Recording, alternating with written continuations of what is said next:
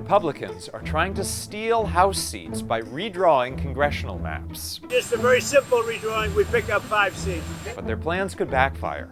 3 key facts about Texas's redistricting plan and the gerrymandering arms race it could set off.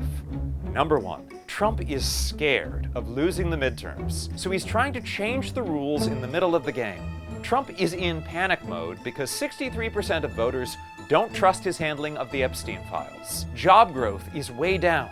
Prices are going up because of Republican tariffs. The majority of Americans oppose Republicans' cruel and economy-wrecking mass deportations. And Republicans just voted for massive cuts to Medicaid so they could give tax cuts to billionaires. It's like they're trying to piss the American people off. Now, in 2026, voters get to give a thumbs up or thumbs down to the MAGA regime in the midterms. Every single House seat and 1/3 of the Senate seats are up for election. If Democrats take either chamber, they can block Trump's legislative agenda and begin to hold him accountable. Despite all Trump's bullshit about Republicans supposedly having won a landslide in 2024, their control of the House is razor thin. Democrats would only have to flip 3 seats to take the chamber. Even popular presidents, and Trump is most definitely not one, typically see their parties lose seats in the midterms. So things are not looking good for Republicans if they play by the rules. But Trump has no intention of doing that. He's ordered Texas to redraw its congressional map to flip 5 Democratic seats through partisan gerrymandering. Congressional maps are redrawn every 10 years in connection with the census. We just did that following the 2020 census, which, by the way, was conducted by the Trump administration. So there is no legitimate reason for Texas to be redrawing districts now. Nevertheless, Governor Greg Abbott and Texas Republicans are trying to force through a new map that specifically breaks up 4 districts that have been held by Democrats of color, including Congressman Al Green, whom you might remember being removed from Trump's joint address to Congress for hurting the president's feelings. If adopted, the new Texas map is expected to flip 5 U.S. House seats from blue to red, even if Republicans don't win 1 more vote than they did in 2024. Democrats in the Texas legislature have fled the state to try to block a vote on the map from happening. Meanwhile, Trump is also pushing Ohio and Missouri Republicans to steal additional seats through redistricting. Number 2.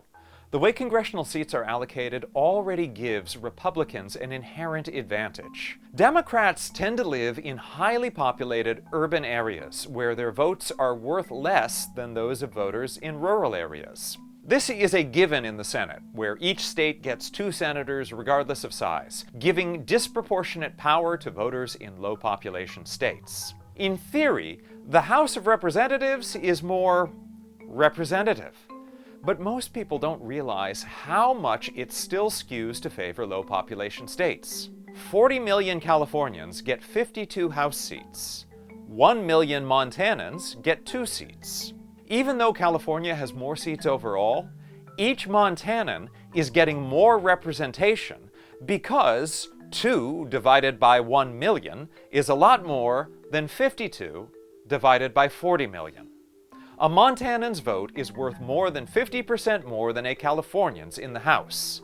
And of course, it's worth 40 times more in the Senate. On top of that, Republican-controlled legislatures have successfully used partisan gerrymandering to make the House less representative. Take Wisconsin, where gerrymandering helped Republicans win 75% of the state's U.S. House seats in 2024, even though Republican and Democratic voter turnout was roughly equal, with the presidential and U.S. Senate races being decided by less than 1%. An analysis by the Brennan Center for Justice found that Republican gerrymandering is what gave Republicans the narrow control of the House they currently have. Number 3. Democrats are threatening to retaliate. Fight fire with fire in the spirit. The Democratic governors of California, Illinois, New Jersey, and New York have all suggested responding with their own redistricting. California's Gavin Newsom has even highlighted that it would be possible to draw a pure blue California map, flipping all 9 of California's Republican seats. It is harder for Democrats to fight dirty this way than Republicans. Most of these blue states have established legal or constitutional safeguards to keep politics out of redistricting, but those can be overcome.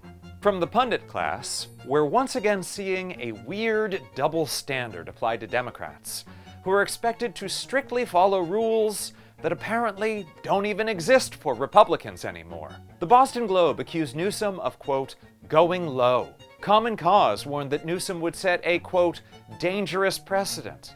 The Indiana Capitol Chronicle says Democratic redistricting would, quote, open a Pandora's box.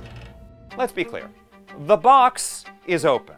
Trump and Abbott ripped the lid clean off. The dangerous precedent has been set, and Democrats have nothing to gain by showing up to the proverbial gunfight with a strongly worded letter. I'm Allan Piper at apiper13 and Piperama. Follow Courier Newsroom to stay on top of this rapidly developing story.